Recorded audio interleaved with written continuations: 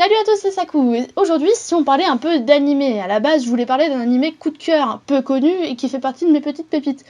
Mais je me suis dit que pour une fois on allait peut-être parler d'un animé très connu et très acclamé parce que bon, c'est pas avec des vidéos sur les boys idols qu'on se fait connaître. Donc aujourd'hui parlons de ce cher petit Angel Beats pour une fois. Allez, générique. Yes, my lord.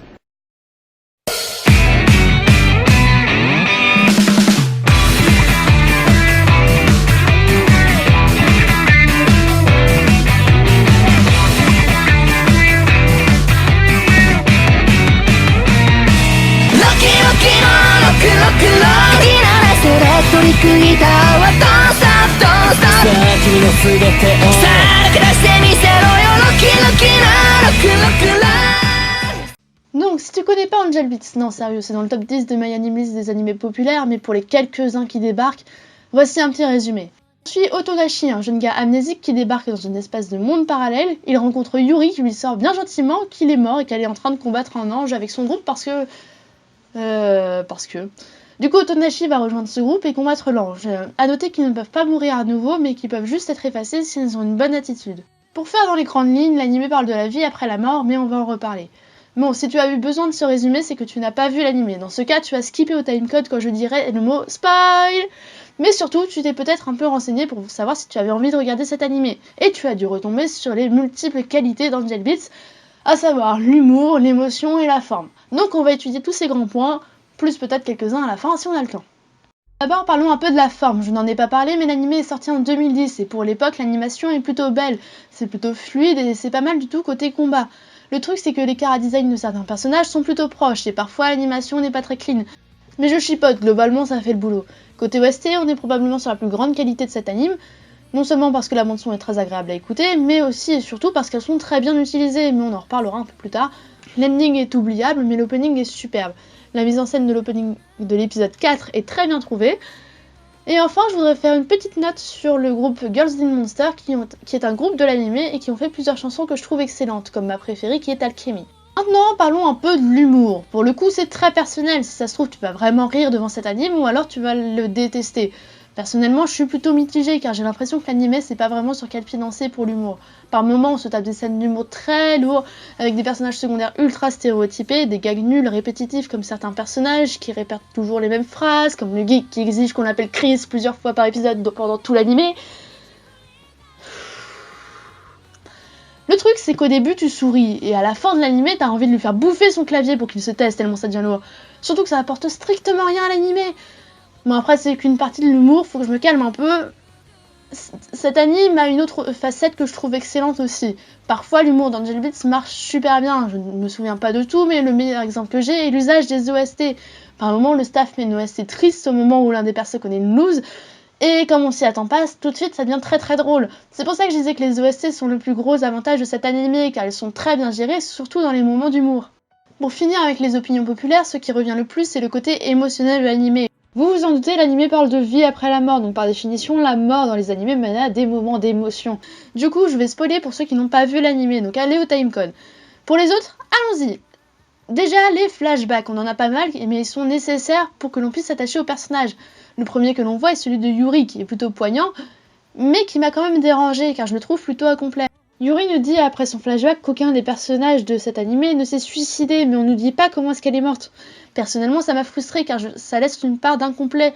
Après, certains flashbacks sont vraiment bons, comme celui de la leader des Girls in Monster, car là on nous montre vraiment la vie de la fille, ses problèmes, ses rêves et sa mort. D'ailleurs, je me suis même dit pendant le visionnage que j'aurais aimé voir un animé sur sa vie. Autre excellent moment, le flashback de Otonashi, le héros. Sûrement le moment que j'ai trouvé le plus émouvant de tout l'animé. Le héros en a bavé, il a perdu tout ce qu'il avait de plus cher, mais il s'est relevé, il s'est trouvé un objectif pour vivre fièrement et finalement mourir en héros, avec le côté triste qu'il ne pourra jamais accomplir son rêve. Voilà, donc ce moment est pour moi le meilleur de l'animé. Après, on a d'autres flashbacks, mais je vais pas tous les faire. Bon, je vous ai parlé des bons points de ce côté émotionnel, mais il n'est clairement pas parfait. On a par exemple des moments en tire-larme un peu inutiles, comme le flashback du vice-président pour dire que même si c'est un beau connard, bah il a eu un passé difficile, donc c'est pardonnable.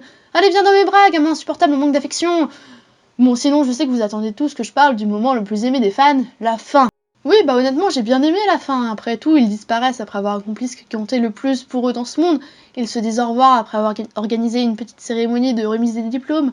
Non, franchement, ce moment était émouvant, car c'est là où j'ai pris conscience qu'ils étaient vraiment morts et... Quoi, comment ça, c'est pas la vraie fin? Ah oui, bon, vous voulez que je parle de celle-ci. La fin de Kanade et Otonashi. Vous êtes sûr de pas vouloir rester sur du positif? Vraiment? Bon. Alors, dans cette vraie fin, Otonashi et Kanade sont les derniers restants de ce monde, et Otonashi fait sa déclaration à Kanade et lui demande de rester ensemble pour aider les futurs habitants de ce monde. Ce à quoi elle répond « Désolé, on m'a greffé ton cœur, du coup je vais te remercier et me barrer pour que tu restes seul comme un con dans ce monde, pour l'éternité. Allez, salut !» Et je n'aime pas du tout cette fin, déjà parce qu'elle est super incohérente. Comment est-ce qu'elle a pu arriver dans ce monde avant Otonashi, alors que pour avoir son cœur, Otonashi est mort avant elle? En plus, on est un peu perdu, car l'anime semble nous dire que Otonashi ne peut pas se réincarner, car il est un des élus ou un truc du style. Et dans la scène post-générique, on voit Otonashi et Kanade se croiser dans la rue dans le monde réel. Je trouve dommage que cette fin soit la fin de l'anime, alors que le reste de l'épisode 13 est plutôt réussi. Voilà, pour tout ce qui est critique assez répandu par les fans. Mais maintenant, j'aimerais vous parler de quelques trucs que j'ai pu relever pendant mon visionnage. Je trouve que tout le côté religieux de l'anime est inintéressant et mal fait. On t'en parlait 3 fois dans l'anime, mais c'est censé être l'axe de développement de Yuri. Du coup, ça nous laisse un sacré creux dans son développement de personnage et on a l'impression que la fin arrive un peu comme ça pour elle. En parlant de développement, les personnages secondaires ne servent strictement à rien. Ils sont là, ils font des running gags foireux et sont plus un poids pour la série qu'autre chose. D'ailleurs, l'épisode 13 illustre bien l'inutilité de ces personnages. Les combats de la fin sont inintéressants et l'idée des clones donne l'impression de sortir de nulle part, surtout qu'ils n'apparaissent qu'une fois, donc ça fait un peu facile. Il y a un mélange bizarre de school life, d'isekai, de surnaturel, de jeux vidéo, de drame, de comédie, qui rend l'univers super étrange et on se pose beaucoup trop de questions qui resteront sans réponse. Comme pourquoi l'ange a ses pouvoirs codés dans un ordinateur de sa chambre? Faudrait un peu plus de clarté là-dedans et c'est clairement pas clair. Donc voilà, ce mélange est très bizarre et ça m'a laissé un goût d'incomplet et trop de questions sans réponse. Le couple principal de l'anime apporte une douceur nécessaire pour le visionnage et plus le couple évolue, plus l'anime devient agréable à regarder. Et enfin, personne n'en parle jamais, mais, attention spoil, j'ai l'impression que l'anime parle de harcèlement. La brigade attaque Kanade pour une raison inconnue, elle parle elle-même d'autodéfense, ils sont tous en train de la persécuter parce que ils sont tous convaincus qu'ils faisaient ça pour une raison valable alors qu'il n'y en a aucune énoncée dans l'anime. Ils se croient donc tous innocents et ne se rendent pas compte du mal qu'ils lui font. Le seul à dire c'est peut-être pas super sympa ce qu'on fait, on peut peut-être être amis avec elle, c'est Otonashi. Du coup, ce côté persécution injuste m'a fait détester une bonne partie des personnages, surtout Yuri, que je ne supporte plus d'ailleurs à cause de ça. Et j'interprète ça comme du harcèlement, ce que je déteste également. Otonashi arrive à faire cesser les combats, à inclure Kanade dans le groupe, et surtout à la toute fin, Yuri s'excuse d'avoir fait du mal à Kanade. Personnellement, je pense que le vrai message, au-delà de oui, ça parle de vie après la mort, c'est cette thématique du harcèlement. Voilà, pour résumer, Angel Beats, c'est un anime sympathique qui a par moments un bon humour avec une forme très bonne et qui fait le café pour sa catégorie d'anime triste avec des flashbacks à certains moments vraiment bons émotionnellement.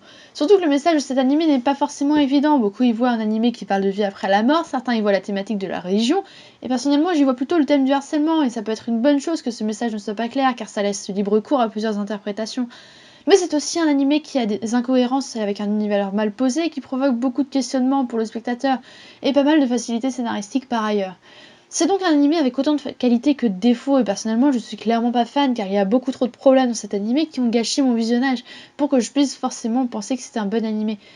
Donc il est pour moi correct mais sans un grand plus. Voilà, merci d'avoir regardé cette vidéo, à la prochaine, ciao!